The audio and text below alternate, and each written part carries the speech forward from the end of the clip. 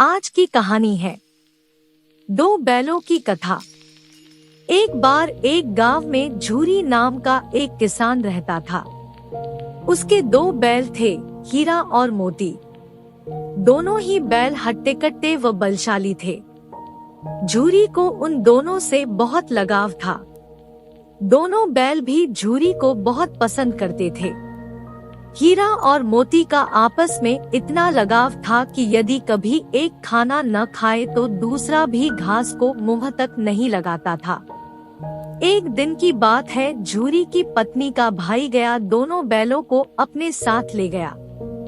दोनों बैल इस बात से हैरान थे कि उन्हें गया के हवाले क्यों किया गया है। शाम होने तक दोनों नए घर व नए लोगों के बीच में थे, लेकिन उन्हें वहाँ सब बेगाना लग रहा था। रात को जब सभी सो रहे थे तो दोनों रस्सी तोड़कर झूरी के यहाँ भाग खड़े हुए।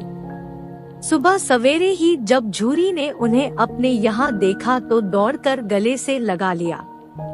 ये सब देखकर झूरी की पत्नी बिल्कुल खुश नहीं थी। उसने दोनों को खूब खरी खोटी सुनाई और यह निश्चय किया कि दोनों को खाने में केवल सूखा भूसा ही मिलेगा। अगले दिन गया फिर आकर दोनों बैलों को अपने साथ ले गया। गया पिछले कल की घटना से बेहद क्रोधित था, इसलिए उसने वहाँ भी दोनों को खाने के लिए सूखा भूसा ही दिया। किसी तरह रात कटी और सुबह दोनों को हल जोतने के लिए खेतों में ले जाया गया। हालांकि दोनों ने जैसे एक कदम भी न उठाने की कसम खा रखी थी। दोनों की खूब पिटाई हुई। रात को खाने में फिर भूसा मिला। दोनों निराश खड़े थे कि तभी वहां एक छोटी सी लड़की आई और दोनों को एक एक रोटी खिलाकर चली गई। एक एक रोटी से दोनों का पेट तो नहीं भरा, लेकिन उनके दिल को सुकून जरूर मिल गया था। पता चला कि उस लड़की की सगी माँ के मरने के बाद वह सौतेली माँ के पास रहती थी। उसकी सौतेली माँ उसे मारती रहती थी। शायद यही वजह थी कि उसे बैलों के लिए अपनापन था। दोनों उस छोटी लड़की के बारे में सोचकर चुपचाप अपना समय बिताने लगे। एक रात दोनों ने सलाह करी कि वे दोनों गले में बंधी रस्सी को चबा कर तोड़ देंगे और वहां से भाग जाएंगे। उसी रात जब वे रस्सी को तोड़ने की कोशिश कर रहे थे तो वही छोटी लड़की वहां आई और उसने दोनों को रस्सी से आजाद कर दिया। दोनों ने छोटी लड़की से विदा ली और दौड़ने लगे। इतने में गया को इसकी खबर लगी और वह अपने आदमियों के साथ उन दोनों के पीछे दौड़ पड़ा। हीरा और मोती इतना तेज भागे कि उन्हें अपने घर का रास्ता भी याद न रहा। वे रास्ता भटक गए थे। दोनों को भागते भागते भूख भी लग पड़ी थी। रास्ते में मटर का एक खेत था। दोनों ने वहां जाकर जमकर मटर खाए। अभी दोनों खेत में चर ही रहे थे कि वहां एक सांड आ धमका। दोनों ने हिम्मत दिखाकर उसे वहां से खदेड़ दिया। इतने में मटर के खेत के सेवक हाथों में डंडा लिए आ पहुँचे। हीरा के पास भागने का मौका था, लेकिन जब उसने देखा कि सेवकों ने मोती को पकड़ लिया है तो वह लौट गया। दोनों बैलों को पकड़कर मवेशी खाने में बंद कर दिया गया। उस मवेशी खाने में बहुत से जानवर कैद थे। वहाँ कई बकरियां, घोड़े, भैंसे, गधे बंधे थे, लेकिन किसी को भी खाने को कुछ नहीं दिया जाता था।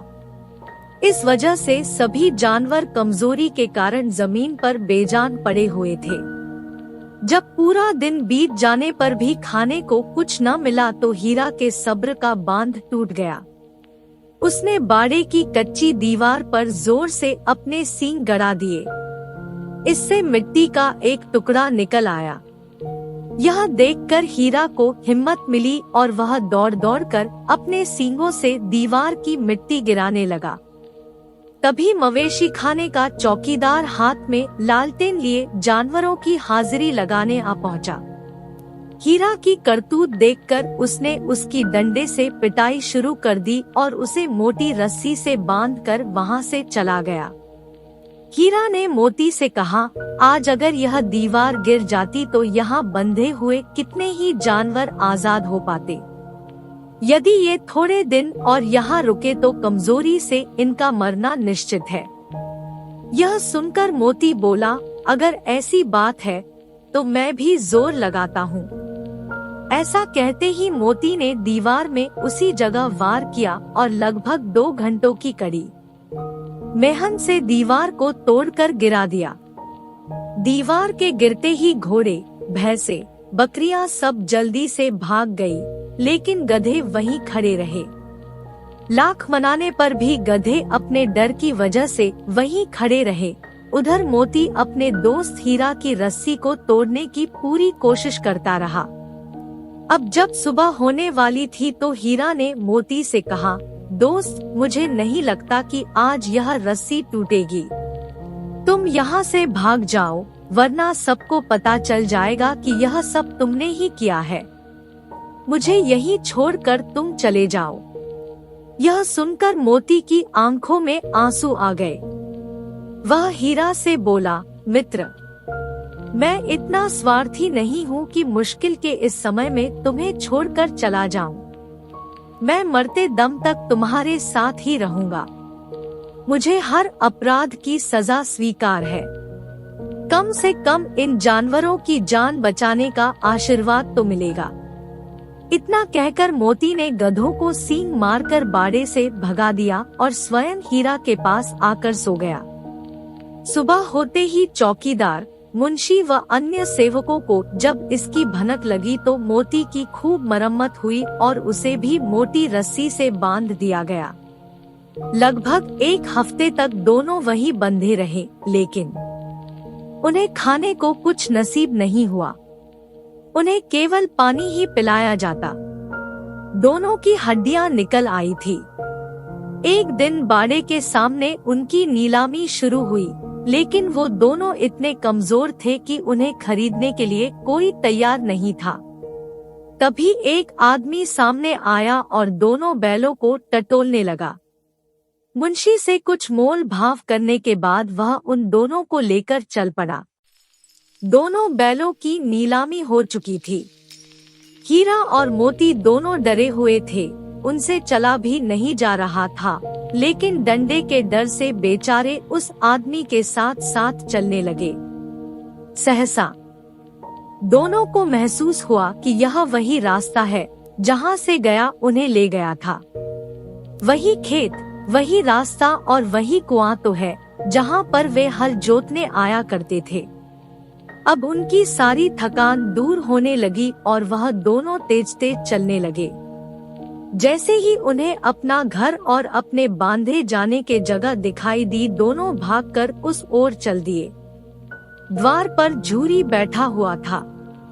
जैसे ही उसने दोनों बैलों को देखा, उसने उन्हें गले लगा लिया। दोनों बैलों की आंखों में आंसू आ गए। तभी वह आदमी वहां बैलों के पीछे पीछे पहुंच गया और उसने दोनों बैलों की रस्सियां पकड़ ली। झूरी बोला, ये मेरे बैल है। आदमी ने कहा, मैंने इन्हें मवेशी खाने की नीलामी से खरीदा है। झूरी तपाक से बोला, मेरे बैलों को बेचने का हक किसी को नहीं है। अगर मैं इन्हें बेचूंगा तभी ये बिकेंगे। आदमी ने जवाब दिया, मैं थाने में जाकर रपट दर्ज करवाता हूँ। झूरी बोला, ये मेरे बैल है। इसका सबसे बड़ा सबूत यह है कि यह मेरे द्वार में खड़े हैं।